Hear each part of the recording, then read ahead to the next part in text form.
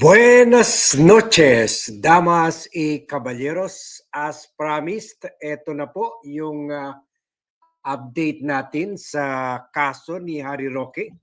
At parang may kumpirmasyon na nga po na talagang naaresto siya in a way hindi yung traditional na aresto nakita natin dito. Pero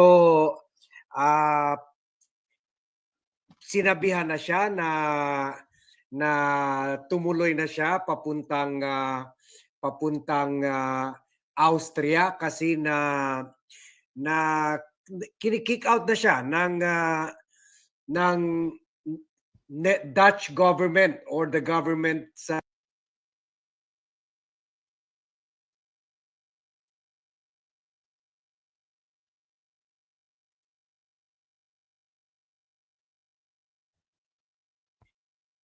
sinabihan na siya na tumuloy na siya papuntang Austria kasi na kini-kick out na siya ng Dutch government or the government sa the Netherlands from the country. Ibig sabihin parang effectively as far as the Netherlands is concerned, parang na-reject na rin yung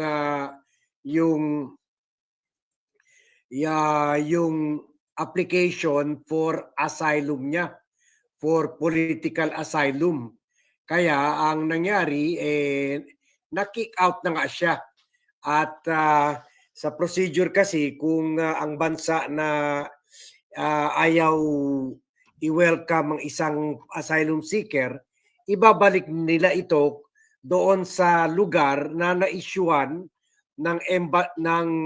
ng visa kay Harry Roque or sa personalidad. In this case, obviously nag-apply si Harry Roque ng visa sa embassy ng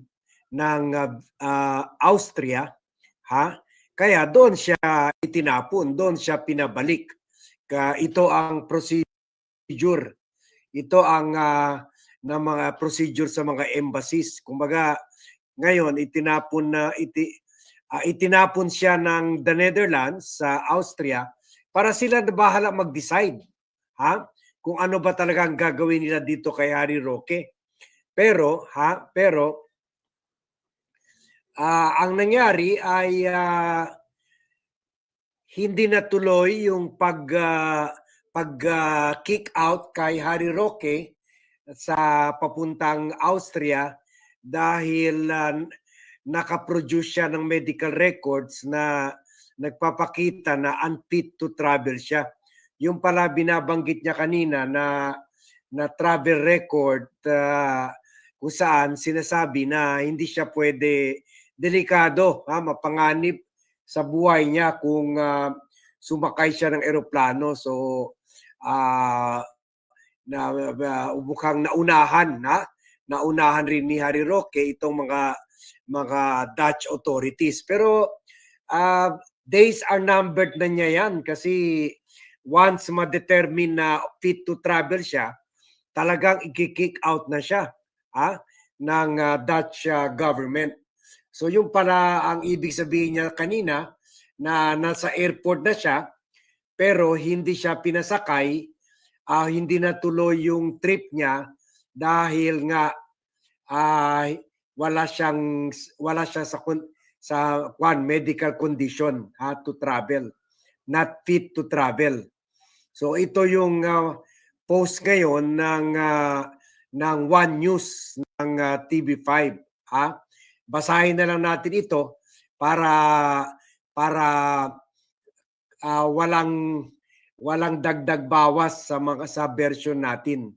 So according to the One News report, Harry Roque has been requested to return to the country that issued his visa, which was Austria, following European Union rules on asylum application.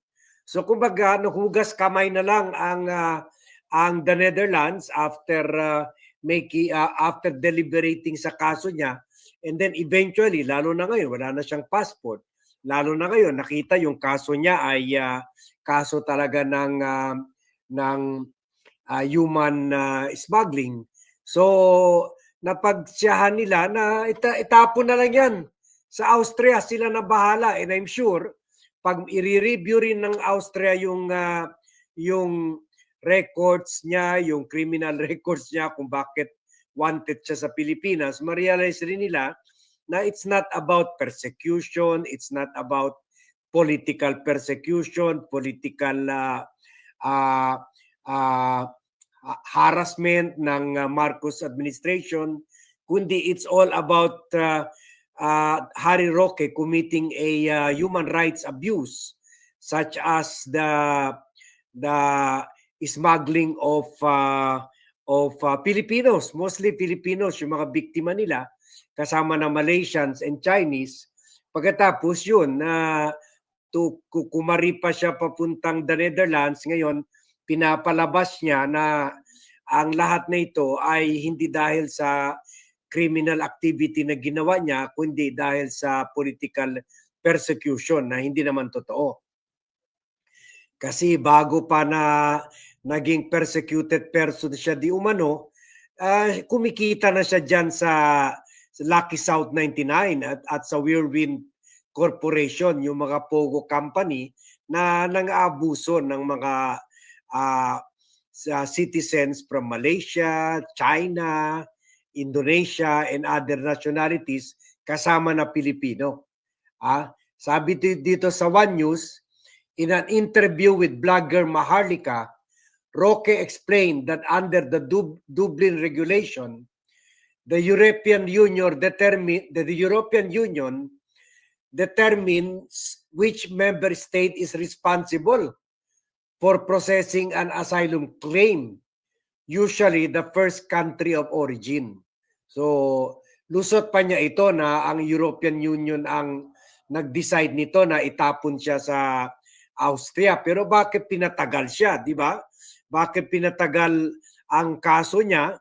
Binigyan siya ng false hope ng Dutch government, and then kick out lang man pala siya after 6 months siguro.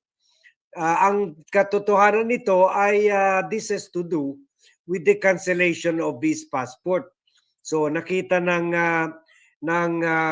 gobyerno ng the Netherlands na talagang guilty talaga siya for the crime of human smuggling, at nakita nila kahit yung korte, yung independent court dito sa Pilipinas na hindi naman under the control of Malacanang, ay yung korte mismo ang nagdetermine na ka-guilty siya, probably guilty siya. Kaya ni-recommend yung cancellation ng passport niya. So kumbaga, this whole process took 6 months. Kumbaga, kung talagang persecuted siya for political reason, sana binilisan or pinapass break yung decision sa kaso niya. Pero hindi, dumaan nga sa proseso. So nakita ito ng Dutch government, kaya sabi nila, wala, kwan yan, criminal yan, ayaw namin yan dito. Kayo na dyan bahala sa Austria, kayo nag-issue ng visa niyan eh. Kayo na bahala eh. Knowing Austria, kwan rin yan, stricto rin yan sa mga human rights abuse. Stricto rin yan sa human smuggling issues. Kick out rin talaga yan ng Austria.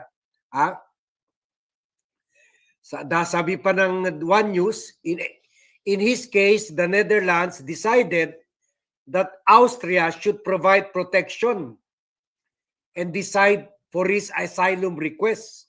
So yun nga, itinatapon na nga sa Austria. Kumbaga, kayo na bahala dyan. Wala na, ayaw na namin dyan. Undesirable alien na yan dito sa amin.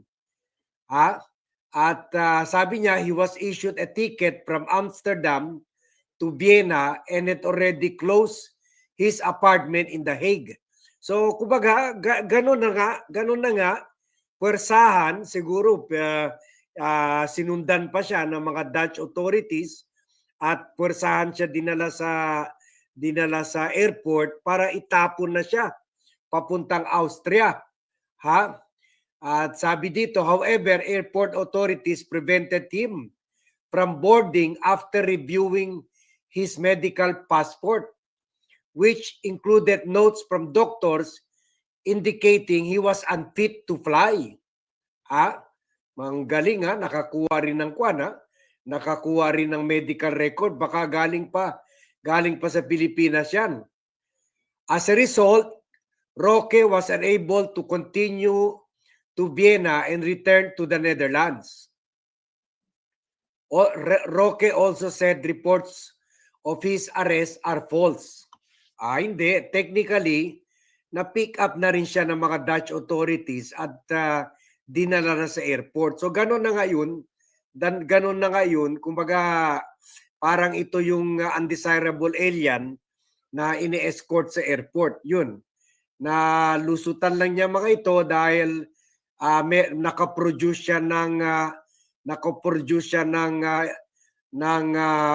medical records na pinapakita na unfit to travel siya. So yan, pero ang maganda nito,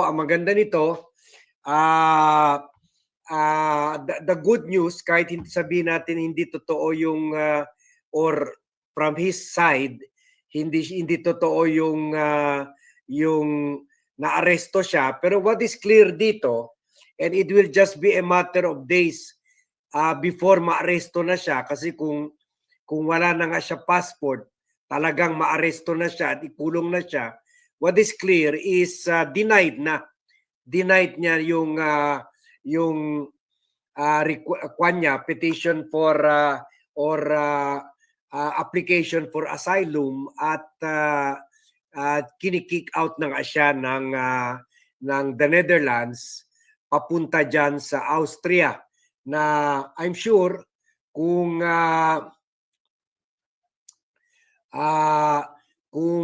makita rin yung mga records niya ng Austrian government, baka tuluyan na siya. Lalo na kung baka meron tayo extradition treaty sa Austria, baka tuluyan na siya. Ipapabalik na talaga sa Pilipinas. So yan ang klaro dito. Yun ang as we played kanina, na nandun na siya sa airport. Dinala na siya ng mga kaya tama yung report ng Politico.com na na-escortan na nga siya sa airport. Na-escortan na nga siya kasi ngayon hinayaan muna siya to remain in the Netherlands, pero siguro bantay sarado na siya. Baka naman kung saan pa siya magtago. So I'm sure monitored na yung action niya. So yan, so after all, it's true.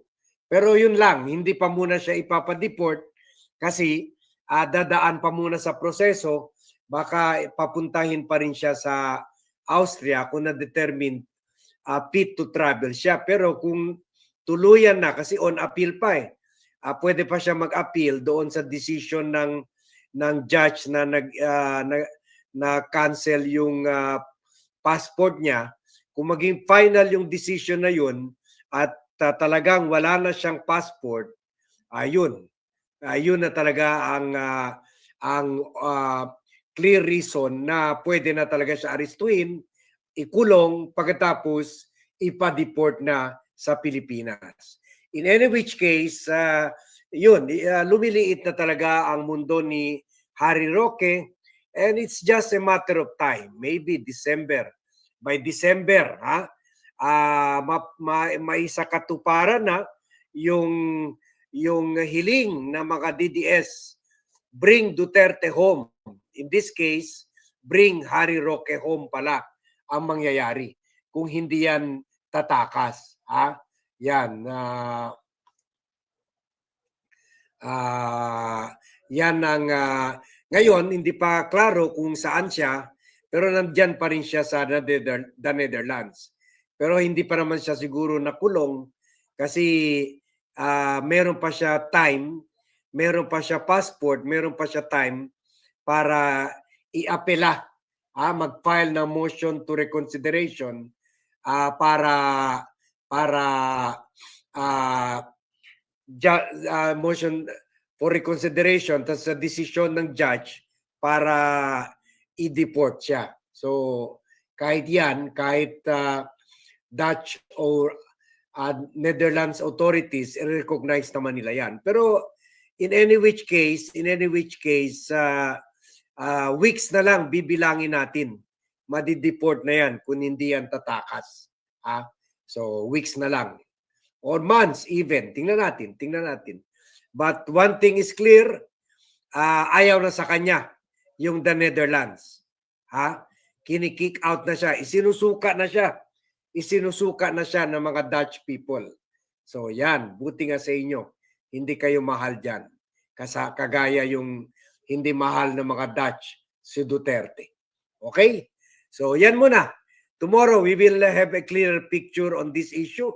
So for now, hanggang dito lang muna tayo. As promised, we just hinabol lang natin itong balita because we promised to give you an update on this issue dahil inaabang nyo na itong lahat. So thank you very much everyone for watching. Thank you very much for joining me in this vlog. Happy sleep well everyone. And see you in my next vlog tomorrow.